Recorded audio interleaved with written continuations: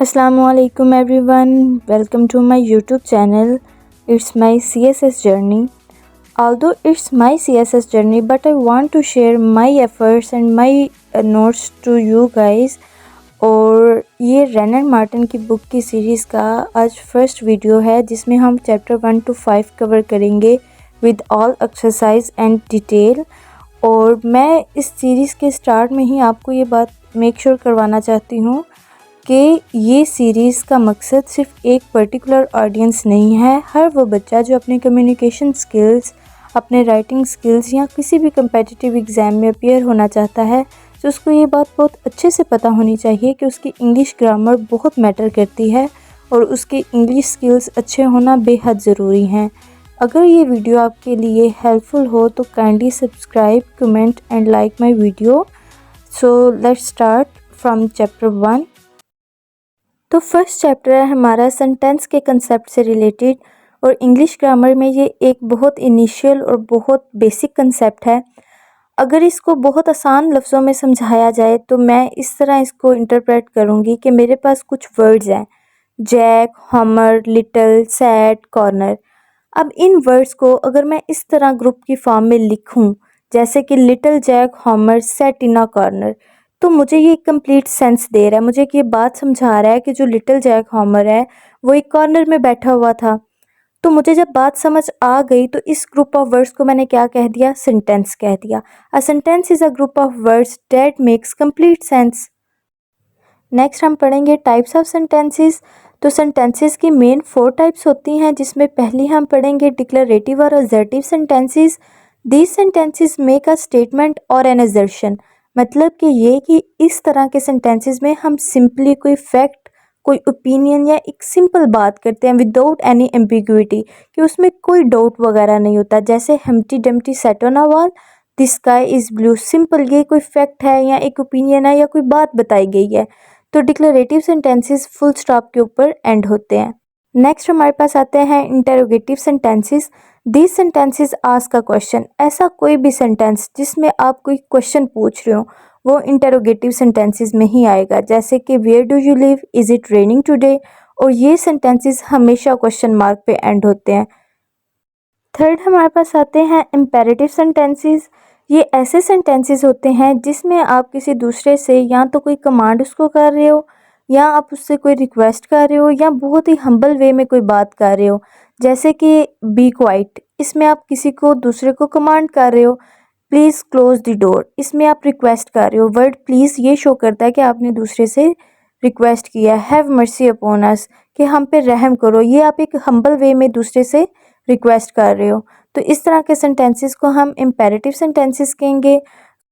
Fourth में हमारे पास आते हैं एक्सक्लामेटरी सेंटेंसेस। ये ऐसे सेंटेंसेस होते हैं जिसमें आप कोई अपनी फीलिंग्स या इमोशन को बहुत स्ट्रॉन्ग वे में एक्सप्रेस करो। जैसे कि how cold the night is, what a shame. और ऐसे सेंटेंसेस हमेशा एक्सक्लामेटरी मार्क पे एंड होते हैं। अब सेंटेंस के कंसेप्ट को हम फ्लो चार्ट की फॉर्म में देखते हैं। थ्रू आउट माई स्टडीज़ मेरा हमेशा से ये बिलीव रहा है कि अगर किसी कंसेप्ट को आपने अच्छे से याद करना है या याद रखना है तो सबसे बेस्ट वे है कि आप उसका फ्लो चार्ट प्रिपेयर करो। तो वो चीज़ फिर आपको कभी भी नहीं भूलती जब आप एक चीज़ को फ्लो चार्ट की फॉर्म में याद करते हो, मेमोराइज करते हो। तो स्टार्ट करते हैं। Does this sentence express a complete idea, कि सेंटेंस एक कंप्लीट आइडिया एक्सप्रेस करता है। आंसर क्या है, यस। अगर यस होगा तो फ्लो चार्ट आगे चलेगा, नो होगा तो वो सेंटेंस ही नहीं होगा, कंसेप्ट ही ख़त्म। जब आपने देख लिया कि वो ग्रुप ऑफ वर्ड सेंटेंस है, फिर आप देखेंगे does it state a fact और आइडिया, कि इसमें हमें कोई फैक्ट बताया गया या आइडिया बताया गया। अगर यस बताया गया तो वो कौन सा सेंटेंस होगा, डिक्लेरेटिव सेंटेंस। फिर आप देखोगे कि उस सेंटेंस में कोई सवाल तो नहीं पूछा गया। अगर पूछा गया तो फिर वो कौन सा होगा, इंटेरोगेटिव सेंटेंस। फिर आप चेक करोगे कि इस सेंटेंस में कोई रिक्वेस्ट या कोई कमांड तो नहीं दी गई। If your answer is yes then for sure आपका सेंटेंस होगा इम्पेरेटिव सेंटेंस। फिर आप देखेंगे कि इसमें कोई इमोशन तो नहीं एक्सप्रेस किया गया, स्ट्रॉन्ग इमोशन। तो अगर वो स्ट्रॉन्ग इमोशन एक्सप्रेस किया हुआ होगा देन आपका सेंटेंस होगा एक्सक्लेमेटरी सेंटेंस। तो ये आपने खुद उस सेंटेंस की नेचर को जज करके आइडेंटिफाई करना है कि आपका जो सेंटेंस है वो किस फॉर्म का है, वो किस टाइप का है। ओके। तो चैप्टर 1 का क्विक रिकैप ये है कि हमने सेंटेंस देखा क्या होता है और उसकी 4 टाइप्स को डिटेल में पढ़ा।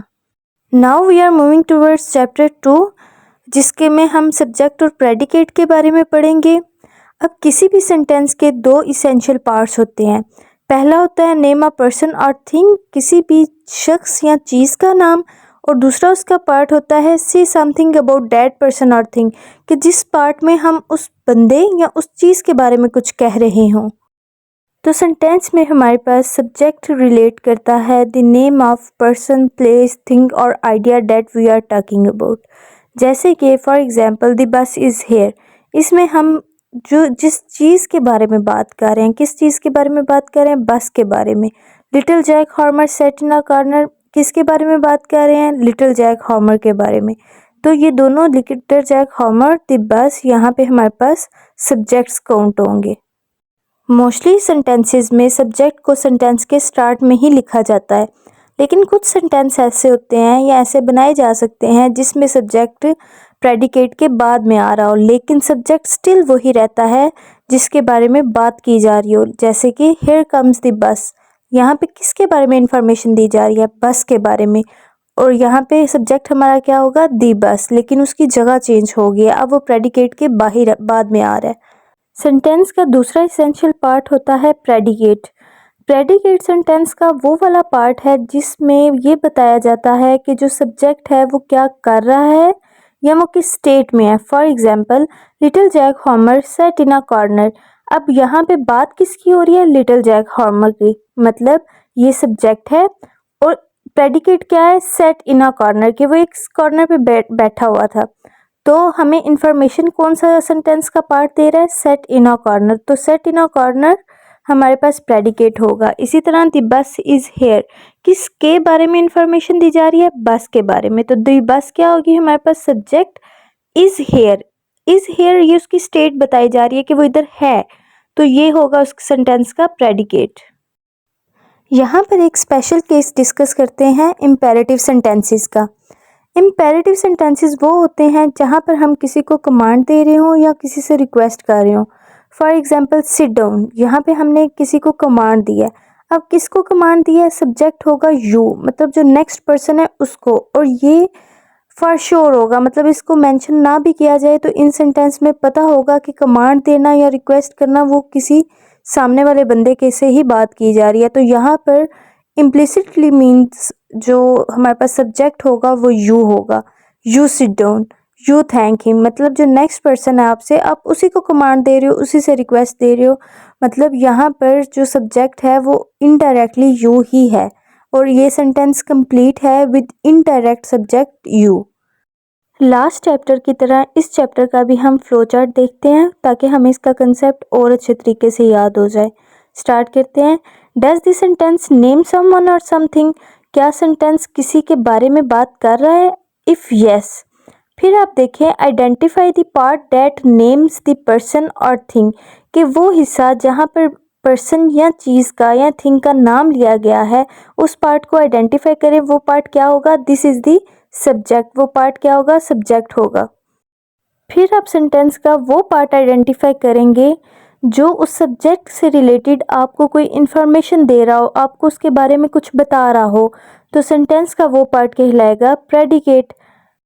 जैसे कि एक सेंटेंस है हियर कम्स द बस, यहाँ पर अगर हमने सब्जेक्ट आइडेंटिफाई करना हो तो हमें पता है कि बात किसके बारे में हो रही है, बस के बारे में, तो दी बस क्या होगा, सब्जेक्ट, और इसके बारे में इंफॉर्मेशन हमें क्या मिल रही है, हेयर कम्स।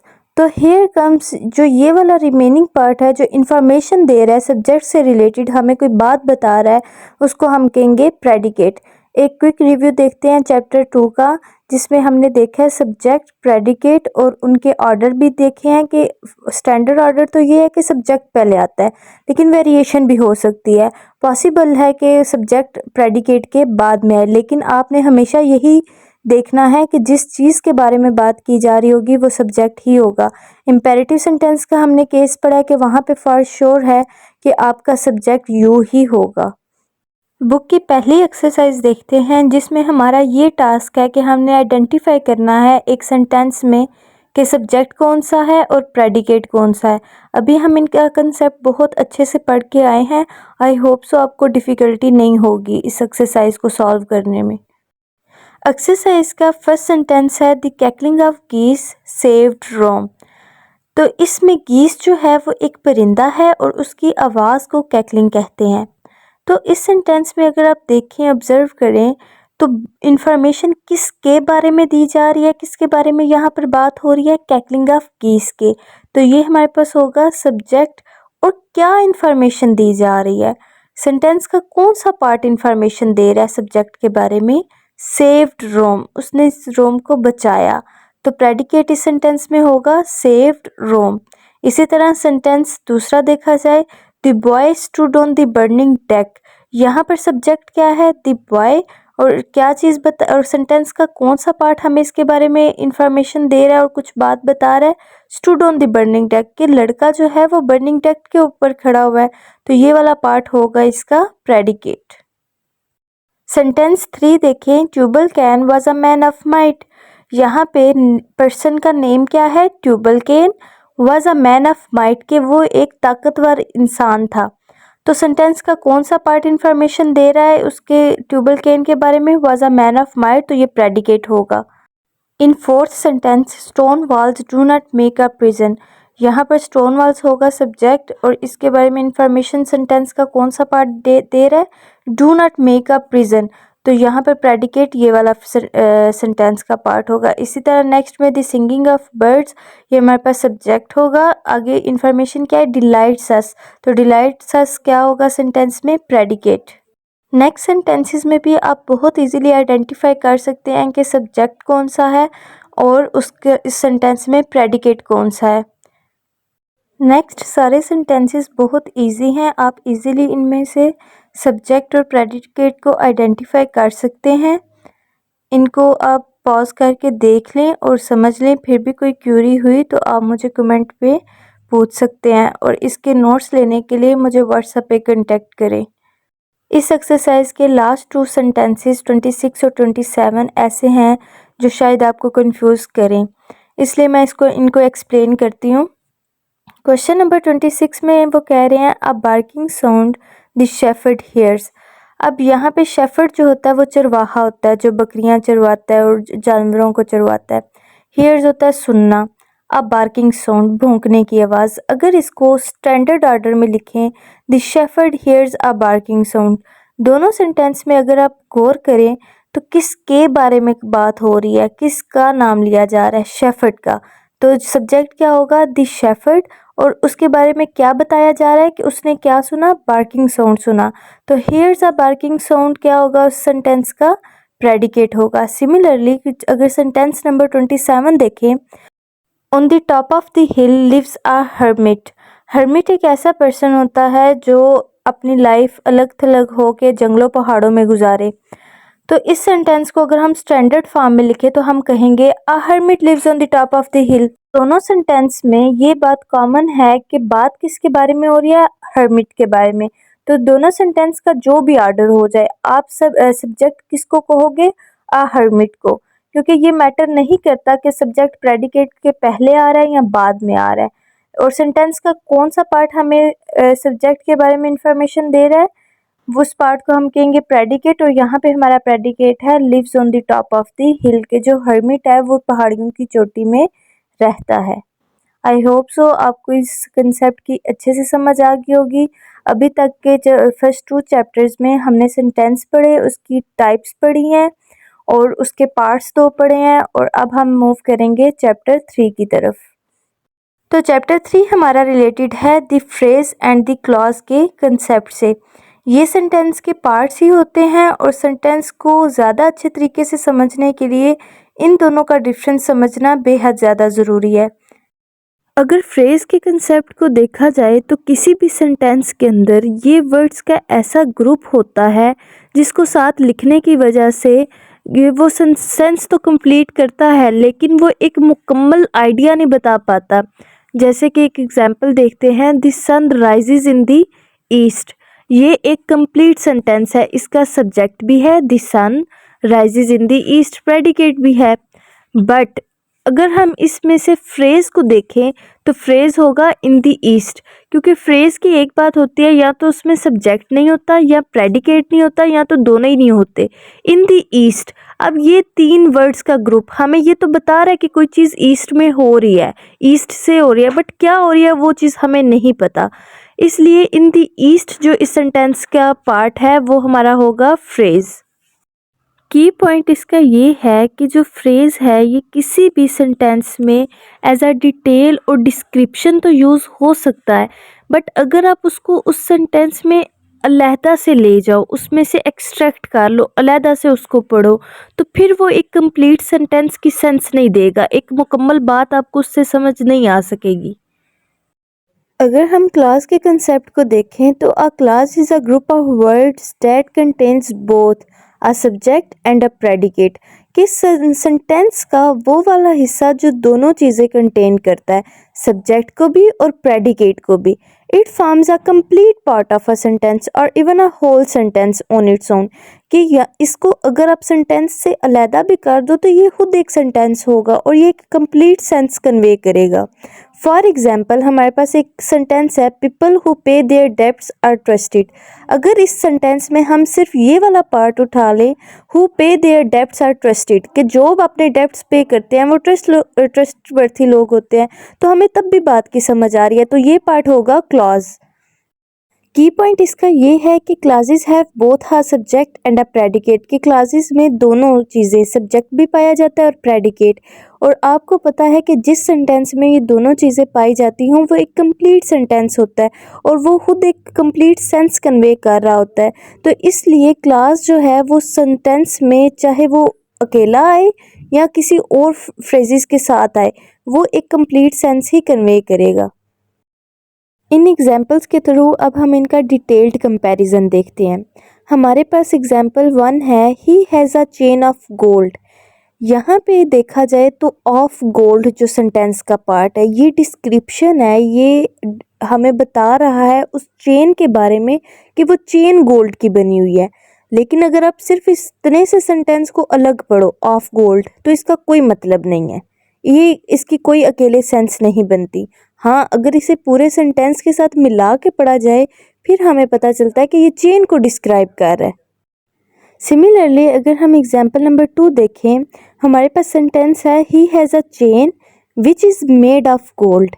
अब यहाँ पर जो सेंटेंस का पार्ट है which is made of gold, अगर आप इसको सेंटेंस के पहले वाले पार्ट से बिल्कुल अलग करके पढ़ें, which is made of gold, तो ये एक कंप्लीट सेंस कन्वे कर रहा है कि देखें यहाँ पे सब्जेक्ट भी मौजूद है, which made of gold, which is made of gold, is made of gold predicate है कि वो चीज़ गोल्ड से बनी हुई है, तो एक कंप्लीट सेंस कन्वे हो रही है। तो इस सेंटेंस में ये वाला पार्ट हमें देगा क्लॉज, हम इसे कहेंगे क्लॉज। और एग्जाम्पल 1 में हमें सेंटेंस का आधा पार्ट कोई एक कंप्लीट सेंस नहीं था कन्वे कर रहा, तो उसको हम कहेंगे phrase. I hope so in 2 example से आपको फ्रेज़ और क्लास का जो डिफरेंस है या कंपैरिजन है वो समझ आ गया होगा। Now moving towards our chapter 4, which is about parts of speech. Words are divided into different classes called parts of speech. They are grouped according to the work they do in a sentence. एक sentence जो होता है वो group होता है different words का, लेकिन उन वर्ड्स को भी हम अलग अलग देखेंगे कि हर वर्ड उस सेंटेंस में क्या रोल प्ले कर रहा है। उस रोल प्ले करने के अकॉर्डिंगली हम उसको क्लासीफाई करेंगे, इधर ये सब्जेक्ट है, एडजेक्टिव है, वर्ब है, एडवर्ब है, ये कैसा हमारे पास वर्ड है। अगर आप पार्ट्स ऑफ स्पीच पे फोकस करें तो ये खुद बता रहे हैं कि स्पीच के आपने जो भी बात बोली, जो भी सेंटेंस बोला, उसके कितने पार्ट्स हैं। तो यहाँ पे बताया गया है there are 8 main parts of speech, कि जो सेंटेंस आप बोल रहे हो उसके मेन 8 हिस्से होते हैं, जिसमें आता है noun, adjective, pronoun, verb, adverb, preposition, conjunction, interjection. और मॉडर्न ग्रामर में हम डिटर्मिनर्स को भी इसमें यूज़ करते हैं, जो कि होते हैं a, an, the, this, that, this type of words. One by one इनको स्टडी किया जाए तो सबसे पहले हमारे पास आते हैं नाउन। नाउन किसी भी पर्सन, प्लेस, थिंग और आइडिया के नाम को हम नाउन कहते हैं। एक हमारे पास सेंटेंस है, उसमें किसी भी जगह का, किसी भी पर्सन का, किसी भी थिंग या आइडिया का जो नाम होगा, उस वर्ड को हम कहेंगे कि ये हमारे पास इस सेंटेंस में क्या है, नाउन है। यहाँ पर जो एग्जाम्पल नंबर 4 है, ये ज़रा देखें, हिज करेज वॉन हिम ऑनर। अब करेज जो है ये एक ऐसी चीज़ है जिसको आप डायरेक्टली सेंस नहीं कर सकते, ये एक कंसेप्ट और एक आइडिया का नाम है, लेकिन है ये एक नाउन है। आप बेशक इसको टच या स्मेल या टेस्ट नहीं कर सकते, बट स्टिल ये एक आइडिया है और ये एक नाम है, ये नाउन है और आप इसको नाउन ही कंसिडर करेंगे। नेक्स्ट हमारे पास है एडजेक्टिव। अगर हमें किसी सेंटेंस में कोई ऐसा वर्ड देखते हैं जो इसके मायने में या इसकी क्वालिटी में इजाफा कर रहा हो या उसको अच्छे तरीके से डिस्क्राइब कर रहा हो, उसकी खूबी या हामी एक्सप्लेन कर रहा हो, किसकी, पर्टिकुलर नाउन की, तो ऐसे वर्ड को हम कहेंगे adjective. For example, he is a brave boy. अब ही के बारे में क्या इंफॉर्मेशन दी जा रही है कि वो ब्रेव है, ब्रेव बॉय है। There are 20 boys in the class. कितने बॉयज़ हैं, 20 बॉयज़ हैं, कि इस चीज़ को मज़ीद इलेबोरेट और डिस्क्राइब किया जा रहा है ना, तो ऐसे वर्ड्स हमारे पास क्या कहलाते हैं, एडजेक्टिव। नेक्स्ट हम देखते हैं प्रोनाउन। अगर हमारे पास एक सेंटेंस लिखा हुआ है, John is absent because he is ill, यहाँ पर हमें एक ऐसा वर्ड नज़र आ रहा है जो जॉन की जगह लिखा गया है, ताकि हमें जॉन को बार बार लिखना ना पड़े अपने सेंटेंस में। वो वर्ड कौन सा है, ही। ऐसे वर्ड्स को हम कहते हैं कि ये हमारे क्या है, प्रोनाउन, जो नाउन की जगह पे लिखे जाएं। ही ने किसको रिप्लेस किया है, जॉन को, नाउन को, इस सेंटेंस के नाउन को रिप्लेस किया है ही ने, तो ही होगा हमारे पास प्रोनाउन। नेक्स्ट हम देखते हैं verb. A verb is a word used to express an action और अ स्टेट ऑफ बीइंग। अब ऐसा कोई वर्ड जो सब्जेक्ट के एक्शन या उसके स्टेट ऑफ बीइंग को एक्सप्रेस कर रहा है, कि वर्ब जो हमारे पास सब्जेक्ट है वो कर क्या रहा है, ऐसा वर्ड जो हमें ये चीज़ बताता है, उसको सेंटेंस में हम कहते हैं कि ये हमारा वर्ब है। For example, the girl wrote a letter to her cousin. यहाँ पर जो वर्ड रोट है वो मुझे बता रहा है कि गर्ल क्या कर रही है, लेटर लिख रही है। रोट मतलब लिखना, तो हमें इस वर्ड ने बताया कि क्या एक्शन हो रहा है, लिखा जा रहा है, तो इसको हम कहेंगे ये हमारा वर्ब है। इसी तरह Kolkata is a big city. यहाँ पर जो वर्ड इज़ है वो हमें कोलकाता सिटी की स्टेट बता रहा है कि वो एक बिग सिटी है, तो ये वर्ड होगा हमारे पास वर्ब। Next is adverb. अब एडवर्ब ऐसा वर्ड होगा सेंटेंस के अंदर जो वर्ब के, एडजेक्टिव के या अदर एडवर्ब के मीनिंग में और उसमें डिटेल ऐड कर रहा होगा, कि वो किसी ने, अगर वर्ब का मतलब है काम किया है, तो एडवर्ब का बता रहा होगा कि किस तरह किया है, तो ऐसे वर्ड को हम कहते हैं कि ये सेंटेंस के अंदर एडवर्ब का रोल प्ले कर रहा है। For example, he worked the sum quickly. Sum मतलब होता है क्वेश्चंस या प्रॉब्लम सॉल्व करना। अब उसने वो काम क्विकली किया, या ऐसे भी तो कह सकते थे ही वर्कड द सम, कि उसने प्रॉब्लम सॉल्व कर ली, बट क्विकली कहने से उसमें उन्होंने डिटेल ऐड की कि उसने काम किस तरह किया, वर्ब में डिटेलिंग ऐड की। नेक्स्ट अगर कोई एग्जाम्पल देखें, this flower is very beautiful. ऐसे भी तो कहा जा सकता था, this flower is beautiful, very beautiful. अब जो वर्ड वेरी है उसने ब्यूटीफुल में भी एडिशन की है, डिटेलिंग ऐड की है, तो ये वेरी जो होगा यहाँ पे एडवर्ब होगा। इसी तरह नेक्स्ट एग्जाम्पल है, she pronounced the word quite correctly. ऐसे भी तो कहा जा सकता था, she pronounced the word correctly, but quite correctly मतलब बिल्कुल ठीक। अब जो वर्ड क्वाइट है वो उसने डिटेल ऐड की है कि उसने कैसे बोला, कैसे वर्ड को प्रोनाउंस किया, तो उस डिटेलिंग वाले वर्ड को हम कहेंगे कि ये सेंटेंस में हमारा क्या है, एडवर्ब है। नेक्स्ट हमारे पास आते हैं प्रेपोजिशन। प्रेपोजिशन किसी भी सेंटेंस के अंदर ऐसे वर्ड होते हैं जो उस सेंटेंस के नाउन या प्रोनाउन को उसी सेंटेंस में मौजूद दूसरी चीज़ों के साथ रिलेट करवाते हैं, उनका रिलेशनशिप शो करते हैं। जैसे कि एग्जांपल देखें, there is a cow in the garden. अब काउ तो है, नाउन है, ठीक है, गार्डन भी है, अब गार्डन भी नाउन है। अब काउ और गार्डन का क्या रिलेशन है, ये क्या, कौन हमें बताएगा, इन हमें बता रहा है कि काऊ कहाँ पे मौजूद है, गार्डन में।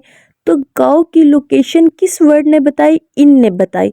और काऊ का रिलेशन गार्डन के साथ किसने बताया, कौन से वर्ड ने, इन ने। तो इन यहाँ पे क्या होगा, प्रेपोजिशन। नेक्स्ट हम देखते हैं कंजंक्शन को। कंजंक्शन किसी भी सेंटेंस में ऐसा वर्ड होगा जो उस सेंटेंस में मौजूद दो वर्ड्स को या दो फ्रेजेस को या दो सेंटेंसेस को आपस में ज्वाइन कर रहा होगा। एग्जाम्पल्स देखें, Rama and Hari are cousins. कि रामा और हरी दो नेम्स हैं, इनको कनेक्ट किस वर्ड ने किया, एंड ने। 2 and 2 मेक 4। 2 and 2 दो नंबर्स हैं, इनको किसने कनेक्ट किया, एंड ने। आई रैन फास्ट कि मैं तेज भागा, बट मिस द ट्रेन। अब यहाँ पे दो बातें हो रही हैं, दो सेंटेंसेस हैं, दो आइडियाज है, इन दोनों को कनेक्ट किसने किया, रिलेट किसने किया, बट ने।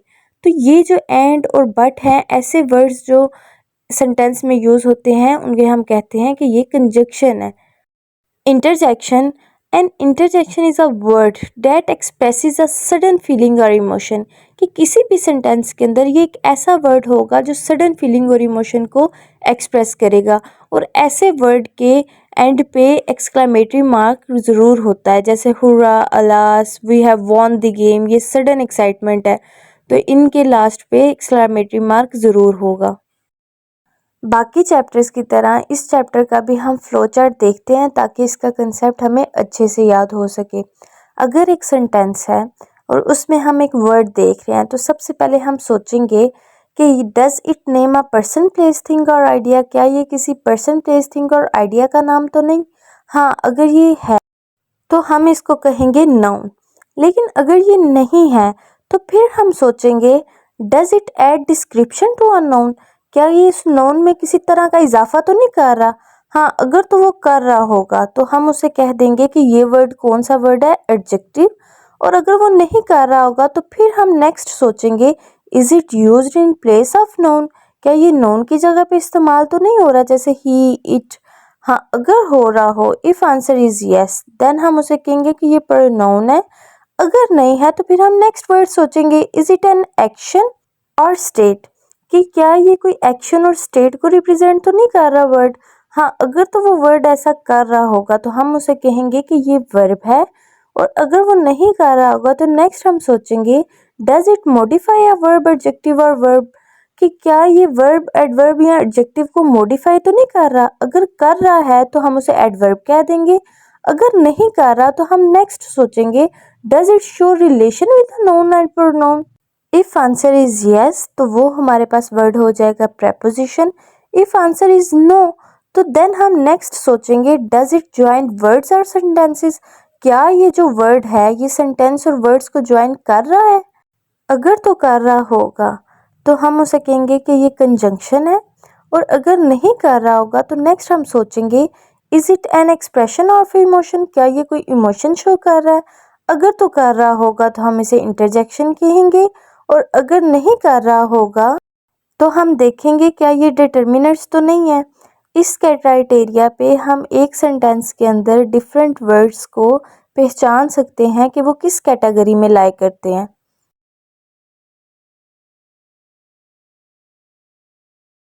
Now our chapter 5 is related to the noun and kinds of noun. So what is noun? Noun is the name of person, place, thing or idea. अब हम देखेंगे कि noun की kinds कितनी है, noun कितनी तरह का हो सकता है, किस तरह का हो सकता है। पर्टिकुलरली हम सेंटेंस के noun वाले पार्ट को इस चैप्टर में एड्रेस करेंगे। The main types of nouns are common nouns and proper nouns. Common nouns को देखा जाए तो ये किसी भी पर्सन, प्लेस, थिंग और आइडिया के एक जनरल नाम होता है। जैसे कि girl, not a specific girl. City, not a specific city. Country, not a specific country. Book, not a specific book. इसी तरह प्रॉपर नाउन्स हमारे पास जो होते हैं वो पर्सन, प्लेस और थिंग के स्पेसिफिक नेम होते हैं। जैसे सीता, अब गर्ल नहीं है, गर्ल तो है बट उसका एक प्रॉपर नेम है सीता। सिटी जैसे है कोलकाता। अब सिटी अगर वर्ड हम यूज़ करेंगे तो वो एक कॉमन नाउन होगा, लेकिन कोलकाता जो हम कह रहे हैं इट मीन्स कि ये सिटी का एक स्पेसिफिक नेम है, तो ये प्रॉपर नाउन में आ जाएगा। कंट्री, कंट्री एक जनरल नेम है, कॉमन नाउन। बट जैसे अगर हम कहेंगे इंडिया तो उसका ये स्पेसिफिक होगा कि ये हम किस एक प्रॉपर नाउन की बात कर रहे हैं। स्पेशल नोट देखें, sometimes proper nouns are used as common nouns to denote a class of individuals with similar characteristics. It means कि समटाइम्स हम कॉमन नाउन्स की तरह प्रॉपर नाउन्स को यूज़ करते हैं क्योंकि हमने किसी भी स्पेसिफिक इंडिविजुअल्स में वो कैरेक्टरिस्टिक्स दिखानी होती हैं। जैसे कि एग्जांपल देखें, he is the Newton of our class. It means कि यहाँ पे न्यूटन, वैसे तो न्यूटन एक प्रॉपर नाउन है, साइंटिस्ट का नेम है, बट यहाँ पर इस न्यूटन किस सेंस में यूज़ हो रहा है, जीनियस की सेंस में यूज़ हो रहा है। न्यूटन हम उसको क्यों कह रहे हैं, क्योंकि वो जीनियस है, तो यहाँ पे ये proper noun as a common noun हम कंसीडर करेंगे। नेक्स्ट हमारे पास बहुत इंपॉर्टेंट नाउन्स हैं, कलेक्टिव नाउन्स।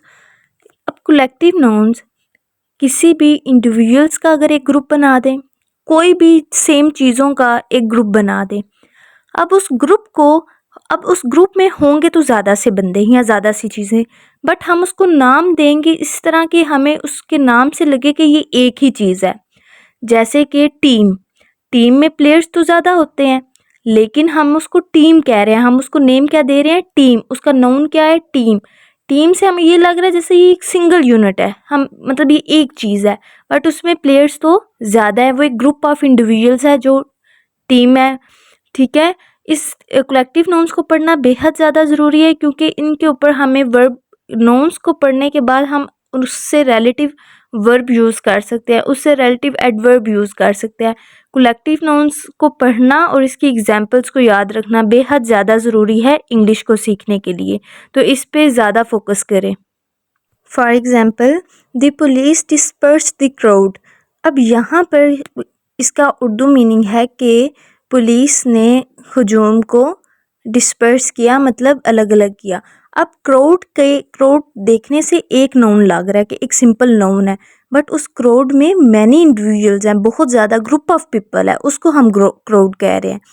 तो ऐसे नाउन्स जो सिंगल वर्ड के साथ डिनोट किए जाएं, सिंगल यूनिट की तरह ट्रीट किए जाएं, बट उसमें ग्रुप ऑफ इंडिविजुअल्स हो या ग्रुप ऑफ थिंग्स हो, ऐसे नाउन को कहते हैं हम कलेक्टिव नाउन।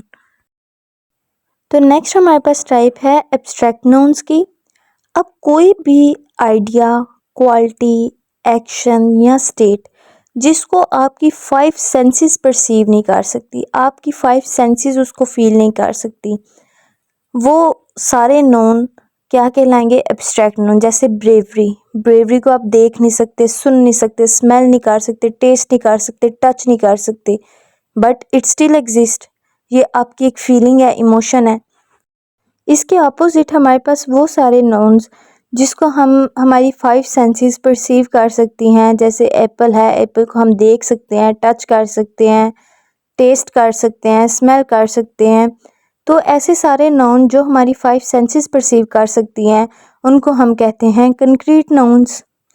तो अभी तक हमने नाउन की जो काइंड्स पढ़ी हैं उसमें बेसिक काइंड्स थी प्रॉपर नाउन और कॉमन नाउन। उसके बाद हमने कलेक्टिव नाउन्स देखे और फिर हमने देखा एब्स्ट्रैक्ट नाउन्स और कंक्रीट नाउन। अब हम देखेंगे काउंटेबल एंड अनकाउंटेबल नाउन्स। इनके नाम से ही बहुत वाज़िया है कि ये किस तरह के नाउन्स हैं। जैसे देखा जाए काउंटेबल नाउन्स, ऐसे नाउन्स जिसको हम गिन सकें, जिनकी सिंगुलर और प्लूरल दोनों फॉर्म्स हों, उसको सिंपली हम कहते हैं countable nouns. For example, book इसकी सिंगुलर फॉर्म है और प्लूरल फॉर्म इसकी क्या है, books. Apple apples, boy boys. जबकि अनकाउंटेबल नाउन्स ऐसे नाउन्स होते हैं जिसको आप काउंट नहीं कर सकते या जिनकी प्लूरल फॉर्म एग्जिस्ट नहीं करती। ये बेसिकली किसी सब्सटेंसेस के, एब्स्ट्रैक्ट आइडियाज़ के या कलेक्टिव कैटेगरीज के नाउन होते हैं। फॉर एग्जांपल, मिल्क, ये एक सब्सटेंस है। अब मिल्क आपके पास ज़्यादा है या कम है, उसके लिए आप मिल्क ही वर्ड यूज़ करोगे, मिल्क्स उसको नहीं कह सकते, उसकी कोई प्लूरल फॉर्म नहीं है। Similarly goes for information and furniture. अब ये फर्नीचर एक कलेक्टिव वर्ड नाउन है क्योंकि इसमें फर्नीचर में डिफरेंट कैटेगरीज की चीज़ें आती है, चेयर, बेड, बट इसको हम फर्नीचर ही पढ़ेंगे और ये अनकाउंटेबल है। ऐसी सारी कैटेगरीज हमारे पास अनकाउंटेबल नाउन्स में आती हैं। इनके साथ हम 1 फर्नीचर, 2 फर्नीचर इस तरह नहीं कह सकते। 1, 2 जो ये सारे वर्ड नंबर्स हैं, ये हम अपने काउंटेबल नाउन्स के साथ ही ऐड करेंगे, अनकाउंटेबल नाउन्स के साथ ऐड नहीं कर सकते। नेक्स्ट हमारे पास कैटेगरी आती है कंपाउंड नाउन्स की। अब होते तो ये नेम है, लेकिन ये नेम 2 या 2 से ज़्यादा वर्ड्स को मिला के बनाए जाते हैं। जैसे टूथपेस्ट, अब टूथपेस्ट किसी एक चीज़ का नाम है, लेकिन ये बना दो वर्ड से है, टूथ और पेस्ट से, बट ये नाम एक ही चीज़ का है। जैसे मदर इन लॉ, अब मदर इन लॉ में कितने वर्ड आ रहे हैं? 3 वर्ड आ रहे हैं, मदर इन और लॉ, बट ये नाम तो किसी एक ही पर्सन का है। तो ऐसे वर्ड्स को, ऐसे नाउन्स जो दो या दो से ज़्यादा वर्ड्स को मिला के बने, बट मीनिंग सिंगल नाउन का ही दे रही हो, मतलब अब टूथपेस्ट हमारे पास सिंगल नाउन ही शो कर रही है, ऐसे नाउन्स को हम कहते हैं कंपाउंड नाउन्स, कि नाम तो एक ही बंदे का है बट उसमें वर्ड्स ज़्यादा है। पोजेसिव नाउन्स को देखें तो पोजेसिव नाउन शो करते हैं किसी भी चीज़ के ऊपर आपकी ऑनरशिप और पोजेशन। फॉर एग्जाम्पल, अच्छा इसकी फॉर्मेशन बड़े मज़े की है, आप इस पे एपोस्ट्रॉफ लगा के, उसका वो साइन होता है, ये वो साइन लगा के और एस साथ लगाते हो तो वो जो वर्ड है वो पोजेसिव नाउन बन जाता है। जैसे द गर्ल्स बुक, अब ये गर्ल्स बुक मतलब लड़की की किताब है, उसकी पोजेशन है, तो इसको लिखा कैसे? एपोस्ट्रॉफ लगा के आगे एस लगा दिया, तो ये पोजेसिव नाउन्स को लिखने का तरीका होता है। और पोजेसिव नाउन्स हेल्प करते हैं indicate that something belong to someone और समथिंग। इट मीन्स के पोजेसिव नाउन हमें बताते हैं कि ये चीज़ इस बंदे से रिलेट कर रही है या इस चीज़ से उसकी लिंक है, तो ये उस पोजेशन शो करती है। नेक्स्ट हमारे पास आते हैं जेरेंड्स। अब जेरेंड्स हमारे पास ऐसे नाउन होते हैं जो होते तो वर्ब है, मतलब उस पे हम कोई एक्शन शो कर रहे होते हैं, बट उसके एंड पे आईएनजी लगा के हम उसको नाउन बना देते हैं और उससे नाउन का ही फंक्शन लेते हैं। फॉर एग्जांपल, हमारे पास अगर है वर्ड स्विम, स्विम जो है वो है एक वर्ब, वो होता है एक्शन, तैराकी करना, स्विमिंग करना, बट उसके एंड पे आईएनजी लगा के हम उसको देखें किस तरह नाउन की तरह यूज़ कर रहे हैं। Swimming is fun, it means swimming हमने फर्स्ट पे लगा दिया है और इसको हम एक आइडिया के तौर पे यूज़ कर रहे हैं कि हम किसी को बता रहे हैं as an idea swimming is fun. तो जहाँ पे भी आपने वर्ब को, किसी एक्शन को एज एन आइडिया और कंसेप्ट ट्रीट करना हो तो वहाँ पे आप उस वर्ब को जेरेंड बना के एज एन नाउन यूज़ कर सकते हैं, जैसे हमारे पास स्विमिंग की एग्जांपल है। नेक्स्ट देखें एट्रीब्यूटिव नाउन्स। जैसे कि नाम से ही वाज़ेह है, एट्रीब्यूटिव मीन्स किसी दूसरी चीज़ को कॉम्प्लीमेंट करना या एट्रीब्यूट करना। डेफिनेशन देखें, an attributive noun is a noun that modifies another noun, मतलब कि जो ऐसा नाउन जो दूसरे नाउन को मॉडिफाई करे, उसका मतलब चेंज करे, मच लाइक एन एडजेक्टिव, मतलब एडजेक्टिव की तरह दूसरे नाउन को कॉम्प्लीमेंट करे। फॉर एग्जांपल चिकन सूप, अब बात यहाँ पे किसकी हो रही है? सूप की, बट उसको स्पेसिफाई किसने किया? उसका एडजेक्टिव क्या बना? चिकन, कि सूप कौन सा है? Chicken soup. रेस कार, वैसे तो सिंपल वर्ड है कार, बट इस नाउन को मॉडिफाई किस नाउन ने किया? रेस ने। तो रेस हमारे पास यहाँ पे क्या होगा? Attributive noun. अगर इसकी यूजेज ट्रिप देखें तो जो एट्रीब्यूटिव होगा वो हमेशा फर्स्ट नाउन की प्लेस पे आएगा और वो हमेशा एट्रीब्यूट कर रहा होगा, स्पेसिफाई कर रहा होगा या किसी क्वालिटी शो कर रहा होगा किस चीज़ की? सेकंड नाउन की। तो मतलब एट्रीब्यूटिव नाउन कहाँ पे आएगा? फर्स्ट पे आएगा, और वो किस चीज़ को, किस नाउन को मॉडिफाई कर रहा होगा? जो सेकंड प्लेस पे होगा। अब देखें अपोजिटिव नाउन्स को, तो अपोजिटिव नाउन्स ऐसे नाउन होते हैं जो प्लेस किए जाते हैं उस नाउन से पहले जिस नाउन को आपने एक्सप्लेन करना हो या उसको पहचानना हो, आइडेंटिफाई करना हो। फॉर एग्जाम्पल से इसकी समझ आएगी। जैसे हम लिखते हैं माई फ्रेंड सारा इज़ कमिंग ओवर, हम इसको ऐसे भी लिख सकते थे सारा इज़ कमिंग ओवर, बट हमने सारा को आइडेंटिफाई किया कि सारा कौन है, तो वो किसने आइडेंटिफाई किया? माई फ्रेंड ने। तो माई फ्रेंड यहाँ पे क्या होगा? हमारे पास अपोजिटिव नाउन, और अपोजिटिव नाउन का यूजेज ये है कि इसको कॉमा के साथ लिखते हैं और फिर हम आगे सेकंड नाउन लिखते हैं, मतलब हमारे पास अपोजिटिव नाउन सेकंड नाउन को आइडेंटिफाई कर रहा होता है या एक्सप्लेन कर रहा होता है कि ये क्या है। और इसका अगर कंपैरिजन देखें हम एट्रीब्यूटिव नाउन से, तो एट्रीब्यूटिव नाउन में हम सेकंड नाउन की क्वालिटी या उसकी कोई एडजेक्टिव चीज़ बयान करते थे, और यहाँ पे हम सेकंड नाउन को आइडेंटिफाई कर रहे हैं और एक्सप्लेन कर रहे हैं। I hope you understand this difference. तो अब हम क्विक रिकैप करते हैं नाउन्स और उसकी काइंड्स का, और वो हम करेंगे फ्लो चार्ट के ज़रिए ताकि हमें चीज़ें ज़्यादा अच्छे तरीके से मेमोराइज रह सकें। तो पहले हमने नाउन को देखना है कि वो कॉमन नाउन है या प्रॉपर नाउन है, और फिर हम देखेंगे कि अगर वो कॉमन नाउन है तो फिर उसमें हम डिसाइड करेंगे इधर ये कंक्रीट नाउन्स हैं या एब्स्ट्रैक्ट नाउन्स है। और एब्स्ट्रैक्ट और कंक्रीट नाउन्स बिल्कुल एक दूसरे के ऑपोजिट है। कंक्रीट नाउन्स वो होते हैं जो हमारी 5 सेंसेस जिन्हें परसीव कर सकती हैं। अगर तो वो कंक्रीट नाउन्स हुए तो हम देखेंगे कि वो काउंटेबल नाउन्स हैं या अनकाउंटेबल नाउन है, ठीक है। फिर हम देखेंगे कि अगर वो काउंटेबल नाउन है तो फिर हम आगे उसे कलेक्टिव नाउन्स देखेंगे कि क्या वो कलेक्टिव नाउन्स हैं। अगर वो हुए तो फिर हम देखेंगे कंपाउंड नाउन्स हैं या पोजेसिव नाउन्स हैं। इन सब नाउन्स को हमने बहुत डिटेल में और अच्छे तरीके से एग्जाम्पल और इनके यूजेस के साथ पढ़ा हुआ है। और ये बस एक रिमाइंडर है कि हमारे पास कितनी नाउन की काइंड्स हैं, नाउन्स जो है हमारे पास किस तरह लिखे जा सकते हैं। फिर हम उनको एज ए जेरेंट्स और एट्रीब्यूटिव नाउन के तौर पे आइडेंटिफाई करेंगे, क्या ये जेरेंट्स या एट्रीब्यूटिव नाउन्स तो नहीं है। और लास्ट पे हम देखेंगे क्या वो अपोजिटिव नाउन्स तो नहीं है। तो ये हमारे पास यहाँ तक ख़त्म होती हैं काइंड्स ऑफ नाउन, जो हमारी चैप्टर 5 की एंडिंग है। और ये है इसका क्विक रिकैप, ताकि आप अच्छे तरीके से स्टडी कर सकें। Now we are moving towards our exercises. Let's start from exercise in grammar 3। इसमें हमने बताना है कि हमारे पास नाउन किस तरह का है और हमने नाउन भी आइडेंटिफाई करना है। अब आपने क्वेश्चन कैसे टैकल करना है वो देखें। हमारे पास है the crowd was very big. अब इसमें हमने आइडेंटिफाई करना है कि नाउन कौन सा है। नाउन वो चीज़, किसी भी जगह, चीज़ या पर्सन, प्लेस का नाम, ठीक है। और वो नाम वो होता है जिसके बारे में बात कर रही हो। जैसे क्राउड, तो क्राउड हमारे पास क्या होगा, नाउन होगा। और नाउन कैसा नाउन होगा, कलेक्टिव नाउन होगा, क्योंकि क्राउड में हम ग्रुप ऑफ पीपल की बात करते हैं बट उसको treat as a one unit करते हैं। तो इसलिए क्राउड हमारे पास है कलेक्टिव नाउन। आगे ऑलवेज स्पीक द ट्रूथ। अब हमारे पास जो ट्रूथ है ये एब्स्ट्रैक्ट नाउन है, क्योंकि हमारी 5 सेंसेस इसको परसीव नहीं कर सकती। इसी तरह नेक्स्ट क्वेश्चन में ऑनेस्टी हमारे पास एब्स्ट्रैक्ट नाउन है, क्योंकि वो भी हमारी 5 सेंसेस परसीव उसको नहीं कर सकती, और वो एक हमारे पास एब्स्ट्रैक्ट नाउन है।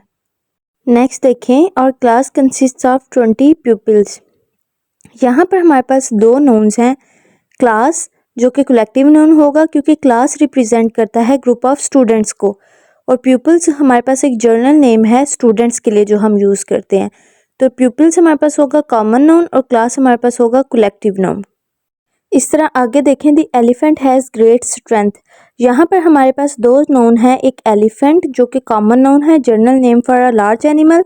कोई स्पेसिफिक एलिफेंट नहीं है, एलिफेंट कोई भी एलिफेंट है, ठीक है। तो ये कॉमन नाउन होगा। और स्ट्रेंथ हमारे पास एब्स्ट्रैक्ट नाउन होगा। किसी भी सेंटेंस में एक से ज़्यादा नाउन हो सकते हैं। इसी तरह आगे नेक्स्ट एग्जांपल देखिए, Suleman was famous for his wisdom. Wisdom हमारे पास एज यूजुअल एब्स्ट्रैक्ट नाउन होगा, और सुलेमान एक स्पेसिफिक नेम है किसी बॉय का, तो वो हमारे पास प्रॉपर नाउन होगा। लेकिन आगे इसी तरह हम इसकी दूसरी भी एक्सरसाइज सॉल्व करेंगे, लेकिन वीडियो काफ़ी लंबी हो जाएगी। तो सारी एक्सरसाइज सॉल्व अगर आपको चाहिए तो आप मुझे व्हाट्सएप पे कांटेक्ट कर सकते हैं, और मेरे से पीडीएफ की फॉर्म में नोट्स ले सकते हैं। इसी तरह हम हर एक्सरसाइज के कुछ क्वेश्चंस करेंगे उसकी बेसिक अंडरस्टैंडिंग के लिए। बाकी क्वेश्चन अगर आपको सॉल्व चाहिए तो आप मुझसे पीडीएफ ले सकते हैं। नेक्स्ट एक्सरसाइज में हमारा ये टास्क है कि हमें वो एक वर्ड देंगे, हमने उसकी कलेक्टिव नाउन्स बनाने हैं। जैसे हमारे पास कैटल, अगर हमारे पास एक ग्रुप ऑफ कैटल्स हो तो हम उसको क्या नाम देंगे जो as a single unit use हो। जैसे हमारे पास लास्ट एग्जांपल में हमने देखा था ग्रुप ऑफ स्टूडेंट्स था, तो हमने उसे कहा क्लास। तो इस तरह ग्रुप ऑफ कैटल्स को हम क्या नाम देंगे और कलेक्टिव नाउन बनाएंगे इसका, तो उसका कलेक्टिव नाउन होगा heard. The collective noun commonly used for cattle is heard. A herd of cattle gazed in the field, ये एज एन एग्जाम्पल आप यूज़ कर सकते हो ताकि आपको कैटल का कलेक्टिव नाउन याद रह सके। इसी तरह सोल्जर्स का ग्रुप क्या कहलाएगा, आर्मी। तो ये हम डिस्कस करेंगे इन डिटेल में, लेकिन वीडियो काफ़ी लंबी हो जाएगी। स्टिल मैं आपको कह रही हूँ कि अगर आपको सारी एक्सरसाइज सॉल्व चाहिए तो आप व्हाट्सएप पे मेरे से कांटेक्ट करें और पीडीएफ की फॉर्म में एक्सरसाइज को अवेल करें। एक्सरसाइज इन कंपोजिशन 5 देखते हैं। यहाँ पे हमारा टास्क है कि हमारे पास एडजेक्टिव्स दिए गए होंगे, उनसे हमने एब्स्ट्रैक्ट नाउन्स बनाने हैं। अब देखिए लॉन्ग, लॉन्ग किसी भी चीज़ का एडजेक्टिव है, बट इससे हम एब्स्ट्रैक्ट नाउन क्या बनाएंगे, length. Length means the measurement of something from end to end. Young से youth, youth refers to the period of being young और the quality of being young. देखिए मैंने साथ मीनिंग इसलिए एक्सप्लेन किए हैं ताकि आपकी इंग्लिश में अंडरस्टैंडिंग ज़्यादा बेहतर हो सके। डिसेंट से, डिसेंट एक एडजेक्टिव है किसी भी चीज़ का, डिसेंसी। अब डिसेंसी एक एब्स्ट्रैक्ट नाउन है, आप उसको सेंस नहीं कर सकते अपनी 5 सेंसेस से, बट ये क्वालिटी है जो होती है, बस आपने उसको फील करना होता है। क्रूल से क्रुएल्टी। नेक्स्ट हमारे पास वर्ड है बिटर। बिटर का मतलब होता है कड़वा, बट और ये एक एडजेक्टिव है, लेकिन अगर इसका एब्स्ट्रैक्ट नाउन देखें तो वो होगा बिटरनेस। अब बिटरनेस किसी भी डीप एंगर और रिजेंटमेंट मतलब नाराज़गी की फीलिंग को अगर एक्सप्रेस करना हो तो हम वो बिटरनेस कहते हैं, जो कि एक एब्स्ट्रैक्ट नाउन है। बाकी वर्ड्स को भी आप इसी तरह ही एब्स्ट्रैक्ट नाउन्स में कन्वर्ट करेंगे। इस एक्सरसाइज के पार्ट 2 में हमारा टास्क है कि हमने वर्ब्स से एब्स्ट्रैक्ट नाउन्स बनाने हैं, ठीक है। पहले हमने एडजेक्टिव्स नाउन से एब्स्ट्रैक्ट नाउन्स बनाए, अब हम वर्ब्स से बनाएंगे। लाफ मतलब हंसना, तो ये एक एक्शन है, मतलब ये एक वर्ब है, तो इसका एब्स्ट्रैक्ट ना क्या होगा, लाफ्टर। लाफ्टर है इज एन एक्ट और साउंड ऑफ लाफिंग। अब लाफ्टर को बस मतलब लाइक लाफ्टर उसका एब्स्ट्रैक्ट नाउन होगा।